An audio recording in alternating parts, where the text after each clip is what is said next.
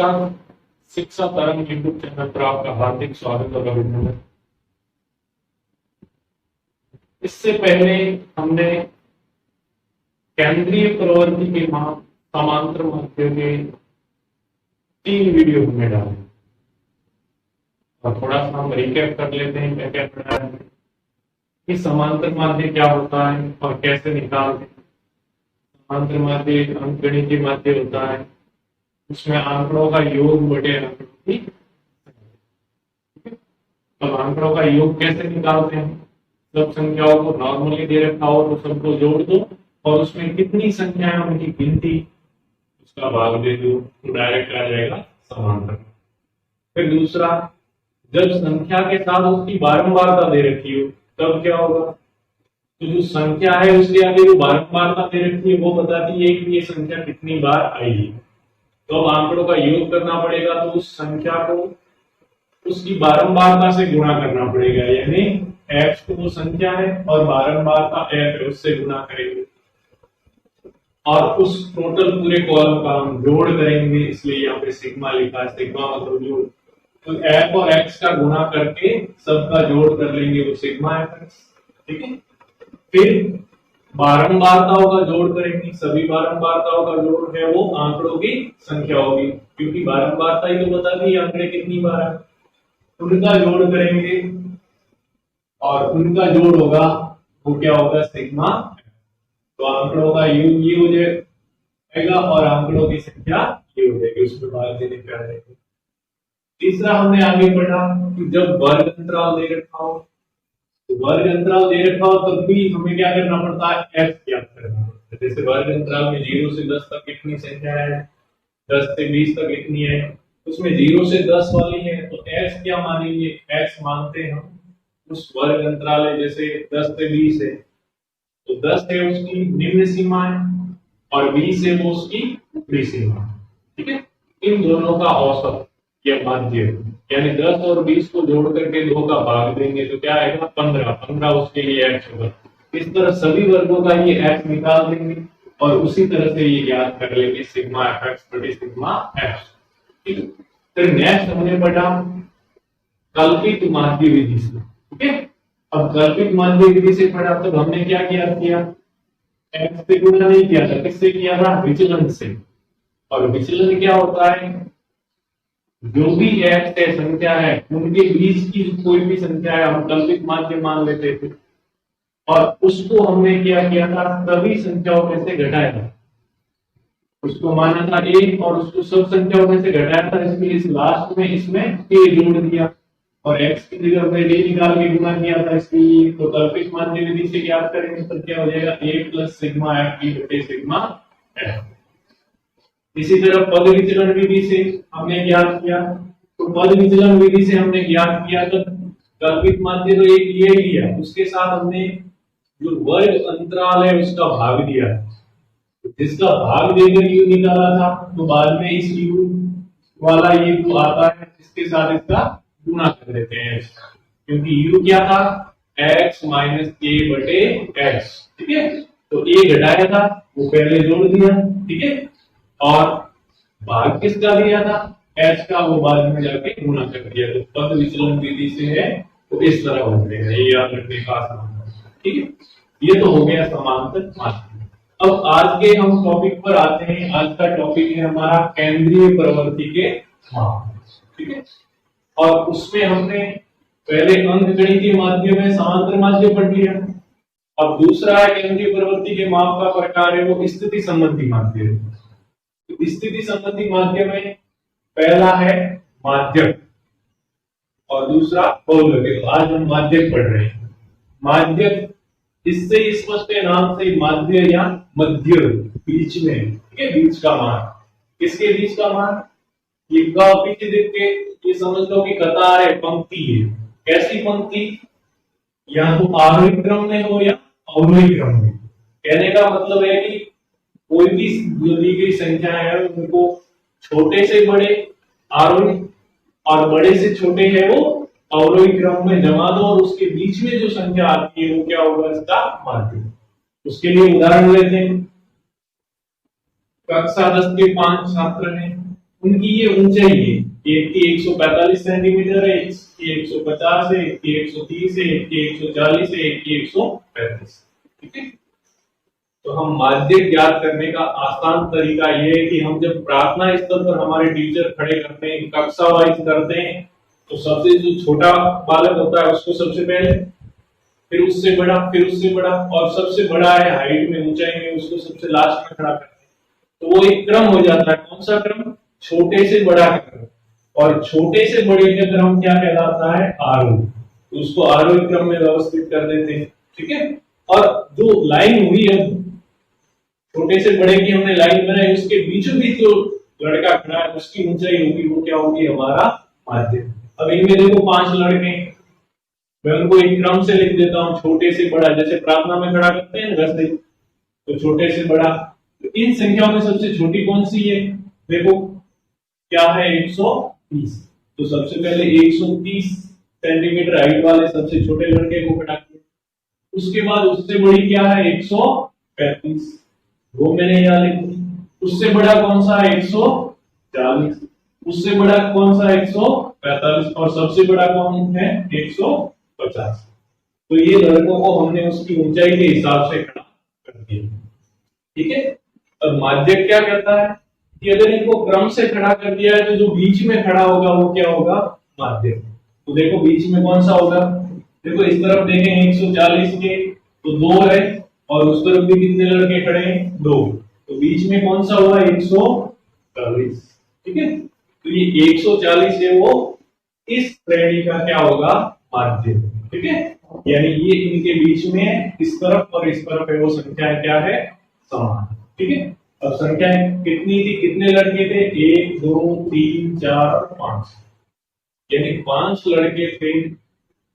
तब जो माध्य आया वो हमारा कौन सा आया? 1 2 और 3, तीसरा लड़का है वो माध्य है। ठीक है, यानी कहने का मतलब है कि 5 का हम आधा करें, 5 में 2 का भाग देंगे, जाएगा? नहीं जाएगा। तो क्या करना है? उस 5 में हम 1 जोड़ करके, 5 में 1 जोड़ेंगे तो क्या होगा? 6। अब 6 में तो 2 का भाग जाता है, सम संख्याओं में भाग जाता है। ये जो लड़के थे इनकी संख्या थी, ठीक है, वो क्या थी? 5। विषम थी, सम नहीं थी। कौन सी थी? विषम। और विषम संख्या वे होती है जिनमें 2 का पूरा पूरा भाग नहीं था। तो 2 का भाग देने के लिए क्या होना चाहिए? शर्त ये है कि सम होनी चाहिए। तो यहाँ पे 5 थी, 5 में 2 का भाग जाता नहीं था, इसलिए मैंने क्या किया? उसमें 1 जोड़ लिया। क्या कर दिया? 5 में 1 जोड़ा, क्या आया? 6। और 6 में किसका भाग दिया? 2। ठीक है, ये तीसरा जो पद है वो क्या है? हमारा माध्य। ये क्या है? माध्य, क्योंकि ये हमारे क्या है? बीच में। इसके इस तरफ भी 2 है संख्या और उस तरफ भी क्या है? 2 संख्या। ये तो हो गई माध्य। ये माध्य निकालना कब सरल होता है? जब पदों की संख्या विषम है, 1 2 3 4 और 5 विषम है पद, तब तो इस तरफ और इस तरफ दोनों तरफ समान संख्या बचेगी। ठीक है, अब एक सम वाला उदाहरण है, जब पदों की संख्या क्या हो? सम। देखो इसी में एक संख्या और मैं जोड़ देता हूं, जैसे 128। तो 128 क्या है? सबसे छोटी है, तो यहां से प्रारंभ होगा। अब ये क्रम से हो गई। कौन से क्रम से? आरोही। हमने छोटे से बड़े। अब यहाँ पे क्रम से लिखो, छोटे से बड़े लिखो या बड़े से छोटे लिखो, बीच में वही संख्या आएगी। पहले 150, बाद में 145, फिर 140, और इस तरह लिखा होता तो भी उस सीरीज में 140 के बीच में आता। अब देखो ये छोटे से बड़ा क्रम में हो गई। ठीक है, आरोही हो गई। इसकी लाइन बना दी हमने, कौन सी? प्रार्थना वाली लाइन। पहले छोटा बालक, फिर बड़ा, फिर बड़ा, और फिर सबसे बड़ा बालक। ठीक है, ये प्रार्थना वाली लाइन हो गई। अब हमारे को माध्यम देखना है तो क्या है? क्या मैं 140 लूं? 140 के इस तरफ कितने? 1 2 और 3 लड़के खड़े आगे। पीछे कितने? 1 और 2। देखो अब तो इस एक संख्या है वो उसके बीच में नहीं है, तो क्या करना पड़ेगा हमारे को? ये दोनों संख्या है, कौन सी? 135 और 140, ये दोनों बीच में है। ठीक है, ये जिसकी हाइट 135 है और जिसकी हाइट 140 है, दोनों कहाँ है? बीच में। वेग अकेला बीच में नहीं है, पिछली बार जो पदों की संख्या विषम थी इसलिए अकेला बीच में आया, ठीक है। इस बार कितने बीच में, दो। तो अब इस तरफ भी दो बच रहे हैं और इस तरफ भी दो, और बीच में क्या है, दो। अब माध्य ज्ञात करना होता है, तो ये माने या ये। इस समस्या को सॉल्व करने के लिए माध्य क्या ज्ञात किया है, अगर बीच में दो संख्या रहे तो माध्य होता है दोनों संख्याओं का औसत। औसत ज्ञात करना हम सीख चुके हैं, ठीक है। माध्य क्या होता है, दोनों संख्याओं का औसत या समांतर माध्य। दोनों संख्या क्या है, 135 और 140, और इसको जोड़ करके क्या कर देना, दो का भाग, वो माध्य आएगा। अब क्या होगा, जोड़ोगे तो 200 और 75, इन दोनों का जोड़, और उसमें दो का भाग देंगे तो क्या आ जाएगा, ठीक है। यानी इनका माध्य क्या होगा, इनके बीच में संख्या, यानी इन दोनों के भी बीच में आएगी। इस तरफ 3 बजेगी और इस तरफ 3 बजेगी, इन दोनों के भी बीच की संख्या आएगी। 135 से बड़ी होगी और 140 से छोटी होगी। क्या आई, 137.5। ने क्या देखा कि जब संख्या या पदों की संख्या क्या हो, कम, ठीक है। मैं यहां लिख देता हूं,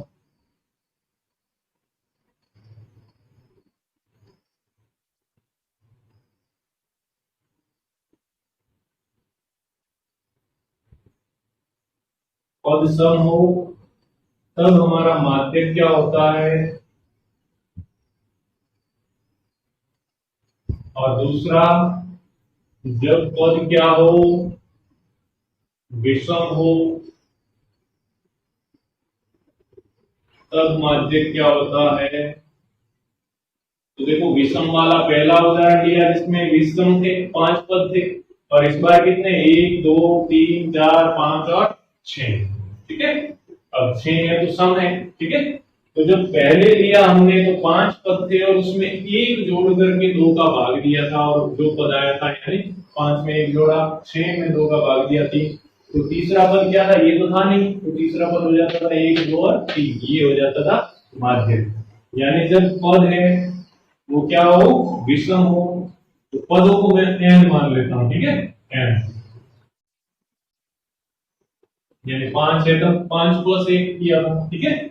तो यहाँ पे अगर n पद है, अपने को मालूम नहीं 1 2 3 जो भी दे रखे होंगे, अगर n पद है तो क्या हो जाएगा, जब विषम हो 5 7 9 जिसमें 2 का भाग नहीं जाता, तो हमारे को सम करना है एक जोड़ कर, ठीक है, और उसमें 2 का भाग दे देंगे, और जो भी पद आएगा वो क्या होगा, हमारा माध्य हो जाएगा, ठीक है। अब दूसरा, जब पद सम हो, तो सम हो तो क्या, 1 2 3 4 5 और 6 सम है, तो क्या आया, 1 2 और 3, एक तो तीसरा आया और एक चौथा है। इसका मतलब क्या कि एक तो n/2, 6 में 2 का भाग दिया तो क्या आया, 3। अब जा रहा था सम था इसलिए कि n/2 पद, और दूसरा उससे अगला पद, ये n/2 3 है, अगला पद क्या है, 4, यानी n/2 + 1 अगला पद, ठीक है।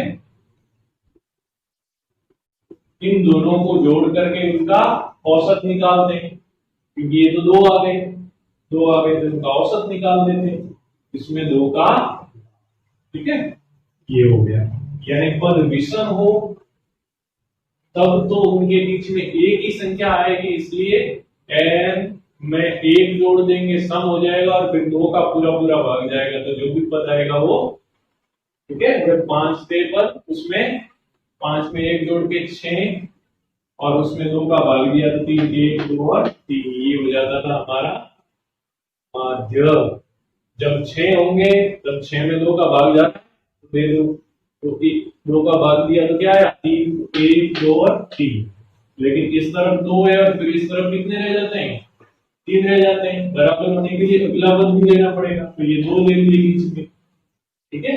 n/2 यानी तीसरा पद, और उसका अगला पद +1, तीसरे के अगला चौथा पद, तो तीसरा और चौथा ये 2 क्या है, माध्य। और वास्तव में माध्य इनके बीच में ही कहीं होगा, ठीक है, इसलिए इनका औसत हम ठीक है, तो ये तो हो गया कि जब पद सम हो और जब पद विषम हो। विषम हो तो उसमें एक जोड़ करके दो का भाग, और पद ध्यान रखना एक दो तीन क्रम से। पहले तो इसमें सबसे पहले जमाना है आरोही छोटे से बड़ा, या फिर अवरोही बड़े से छोटा। ठीक है, फिर पद कितने हैं, अगर विषम है तो उसमें एक जोड़ करके दो का भाग देंगे और वो डायरेक्ट जो भी पद आएगा वो क्या होगा, माध्य। और जब पद क्या हो, इस तरह से सम हो, तो उस स्थिति में उस पदों की संख्या उसमें दो का भाग देते ही एक पद आएगा, और उसका अगला पद ये दो है। देख लेना जल्दी करो, क्योंकि भाई दो का भाग दिया तो इस तरफ दो बच रहे हैं और इस तरफ तीन, तो नहीं होना चाहिए। अपने तो दोनों तरफ दो ही रखने हैं, तो दोनों तरफ दो रखना है तो दोनों को लेना है। ठीक है, दोनों का लेकर के उनका औसत यानी दोनों को जोड़ करके उसमें दो का भाग देंगे, और जो भी आएगा वो क्या होगा, माध्य। तो माध्य हो गया। प्रार्थना सभा में हम छोटे से बड़े का क्रम रखते हैं, वही करना है कि पहले छोटी संख्या फिर बड़ी फिर बड़ी फिर बड़ी, ऐसे करो। इसमें ऐसे भी कर सकते हैं कि पहले बड़ी फिर छोटी और लास्ट में सबसे छोटी, लेकिन आसानी से हम पहले क्या है छोटी लेने के आदि होते हैं। तो प्रार्थना वाला ही आपने तो याद रखना, माध्य क्या होता है, प्रार्थना की लाइन बना देना छोटे से बड़ी, और फिर जो बीच में आए वो क्या होगा। अगर एक अकेला आता है पद तो वही माध्य है, और अगर पदों की संख्या कम होगी तो उसके बीच में दो पद आएंगे, तो दोनों को जोड़ करके दो का भाग देना है, ये क्या है, माध्य।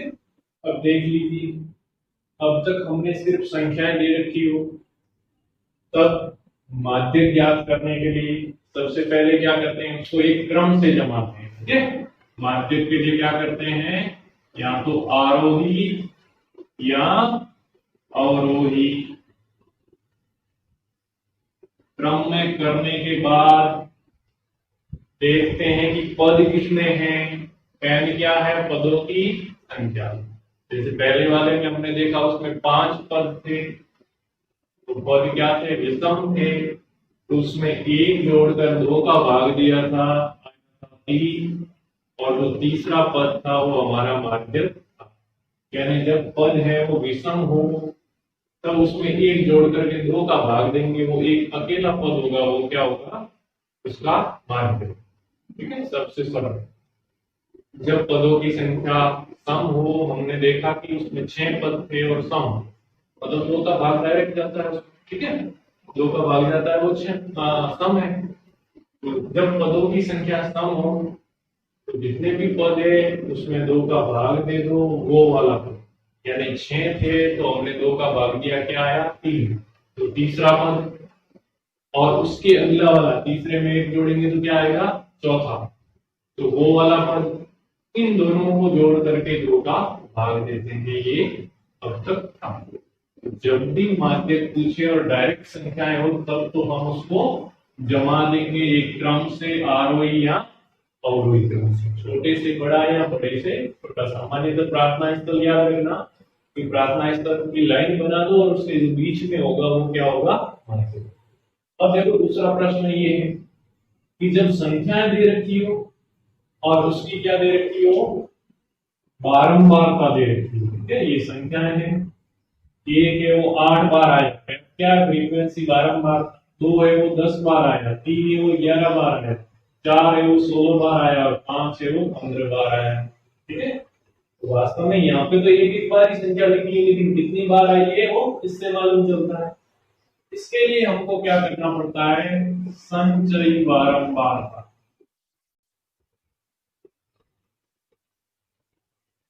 संचयी बारंबारता को हम शॉर्ट में लिखते हैं CF। ठीक है, CF क्या है, संचयी बारंबारता, और उसको क्यों निकालते हैं हम आगे देखेंगे। और संचयी बारंबारता होती क्या है, तो यहाँ पे देखो जो भी बारंबारता है, जो पहली बारंबारता है वो यहाँ पे लिख दो। ठीक है, फिर क्या करना है, इसमें दूसरी वाली जोड़नी है, तो 8 में क्या जोड़ेगा, इसके अगले 10 बारंबारता कितना होगा, 8। ठीक है, चलो मैं जोड़ के लिखता हूं। ठीक है, 8 में क्या जोड़ा हमने, 10 क्या आया 18। फिर अब तक कितनी संख्या हो गई, तो पहले 8 थी, अब 2 तक कितनी होगी, अब 18 संख्या होगी। ठीक है, टोटल 8 तो ये थी, एक है वो 8 बार है, तो अगर मैं क्रम से भी लिखने जाऊंगा तो एक को 8 बार लिखूंगा, फिर उसके बाद स्टार्ट करूंगा दो, वो 10 बार है, उसके बाद दो 10 बार आ जाएगा। यानी जब तक दो पूरा होगा तब तक हमारे 18 संख्या तो कंप्लीट हो गई होगी। ठीक है, और अब 18 हो गई तो 3 तक पहुंचते पहुंचते कितनी हो जाएगी 18 में, इस 18 में क्या जोड़ेंगे 11, कितना हो गया 29। ठीक है, यानी एक बार एक है वो मैंने 8 बार लिख दिया, दो है वो मैंने 10 बार लिख दिया, तीन है वो मैंने 11 बार लिख दिया, यानी तीन आते आते क्या होगी 29 संख्याएं कंप्लीट होगी। ठीक है, फिर चार है वो 16 बार आई, तो यहाँ 3 तक तो 29 संख्या हो गई थी, और इसमें 16 और ऐड कर दो तो कितना हो गया 45। ठीक है, यानी 4 तक आते आते 45 संख्या आपकी लाइन बन गई है। ठीक है, ये छोटे से बड़े का ही क्रम तो है। तो इस तरह पहले एक एक वाले को कटा किया, फिर दो दो, फिर तीन तीन, फिर चार चार, और फिर पांच पांच वाले आएंगे तो वो भी 15 है। ठीक है, तो 15 है तो क्या हो जाएगा 45 में और 15 जोड़ देंगे, 45 यहां तक हो गए थे, 15 और आ गए तो कितने हुए टोटल 7। यानी ये संख्याएं कितनी है 7। बारंबारता की संख्या बताती है, इन सब बारंबारताओं का जोड़ क्या है 7। ऐसे जो जोड़ोगे तो भी 60 आ जाएगा। तो ये सबका जोड़ है वो क्या होता है n। हमने आगे देखा ही है कि n बराबर क्या होता है बारंबारताओं का जोड़। तो इसमें सब में जोड़ दिया, देखो 8 में 10, फिर 11, 16, 15, ये सब जोड़ने के बाद क्या हुआ, तो ये लास्ट वाला होता है वो क्या होता है n होता है। अगर डायरेक्ट n को जोड़ोगे तो भी ये भी 60 होगा। अब n आ गया, उसके मध्य का मान क्या होगा, बीच का मान, तो बीच का जो पद होगा टोटल पद कितने हो गए अब 60, क्योंकि यही तो बता रहा है संख्या कितनी बार है। तो हम माध्य ज्ञात करते थे तो क्या करते थे, उसके बीच का पद लेते थे। यहां तो होता था इसमें 2 का भाग देते वो पद, या इसके अगला वाला पद होता था। ठीक है, तो अब इसके n में 2 का भाग देंगे तो n/2 पद आएगा। ठीक है, तो n कितना है यहाँ पे 7, तो 60 में 2 का भाग दिया तो कितना आया 30, यानी 30वां पद। ठीक है, 30वां पद, और यहाँ पे 30 से ज्यादा, तो इसका मतलब n/2 है ना, इससे ज्यादा वाला, ठीक है, इससे ठीक बड़ा वाला, n/2 से ठीक अधिक वाला, अधिक वाली CF कर देता हूं, संचित बारंबारता वाले कॉलम में देता है, क्योंकि ये बता रहा है कि हमें यहां तक 8 संख्या हो गई थी, यहां तक 18 हो गई थी, 2 लिखे तब तक 18 हो गई, 3 लगे लिखे तब तक 29 हो गई, 4 लिखे तब तक 45 हो गई, और 5 लिखे तब तक 60 हो गई। ठीक है, तो ये n/2 क्या कह रहा है 30, तो 30 है वो इसके पीछे रह जाएगी, और आगे वाली क्या होगी 31 से स्टार्ट होगी। तो देखो यहाँ पे 29 है, 29 तक संख्या तो क्या आ गई 3, 3 लिखा तब तक 29 पूरी हो गई। 30 वाली कौन से में आएगी, इस संचयी बारंबारता 30, यहाँ पे 30 आया, इस 30 से जस्ट अधिक कौन सी है, ये तो है नहीं, ये तो कम है, तो कौन सी है ये, और ये है, इसका मतलब ये कौन सा वर्ग आ गया अपना माध्य वर्ग। यानी हमारी जो माध्यक है वो इसके बीच में स्थित होगा। ठीक है, यानी मैं एक वाले को 8 खड़ा करूंगा, उसके बाद 2 वाले 10 लड़के खड़े कर दूंगा। ठीक है, 3 वाले 11 खड़ा कर दूं, तो यहां तक आते आते 29 तो हो गए, और टोटल कितने हैं 60 है, तो 60 है, इसका मतलब क्या होगा 60 है, वैसे सम है, यहाँ पे देखेंगे तो क्या होगा n/2 पद और उससे अगला वाला पद और इसके बीच में। तो यहाँ पे देखो 60 का आधा 30, 30 और 31वां पद, तो देखो यहाँ पे 29 तो ये पूरा हो गया, 30 में 30वां लड़का होगा वो कौन सा होगा 4 वाला, 31वां होगा वो भी क्या होगा 4 वाला, तो ये दोनों आ गए इसमें। तो 4 और 4 दोनों 4 है, इसका मतलब 4 और 4 को जोड़कर 2 का भाग दूंगा तो भी क्या आएगा 4। तो हमारा माध्यक क्या होगा ये 4, ये 4 क्या होगा हमारा। ठीक है, यानी माध्यक कैसे ज्ञात करना है, n/2 से ठीक अधिक वाली संचयी बारंबारता कहाँ है, और उसमें जो x का मान है, ठीक है, ये वर्ग ले लिया, या वाला वर्ग कर देता हूं, ठीक अधिक संचयी बारंबारता यानी CF कम्युलेटिव फ्रीक्वेंसी, ठीक है, वाला वर्ग वाले वर्ग वाली संख्या, ठीक है। यानी कहने का मतलब ये है कि जो भी आ गया संचयी बारंबारता उसमें 2 का भाग दे दो, यहाँ पे n/2 का हमने भाग दिया था, ठीक है, कितना आया था 30।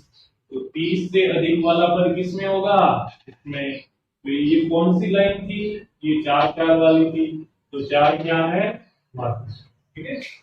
यानी जब संख्या और उसकी बारंबारता दे रखी हो और हमारे को माध्यक ज्ञात करना हो, तब हम क्या करते हैं, संख्या ये ले ली, फिर फ्रीक्वेंसी लिख दी, उसके बाद संचयी बारंबारता, संचयी बारंबारता बारंबारता वाले कॉलम में पहला तो ऐसे कैसे, यानी 1 है वो पूरा होगा तब तक 8 हो जाएंगी, फिर उसमें 10 जोड़ दिया, फिर उसमें 11 जोड़ दिया, फिर जो भी आया उसमें 16 जोड़ दिया, फिर 15 जोड़ दिया, टोटल n आ गया, n में 2 का भाग दिया।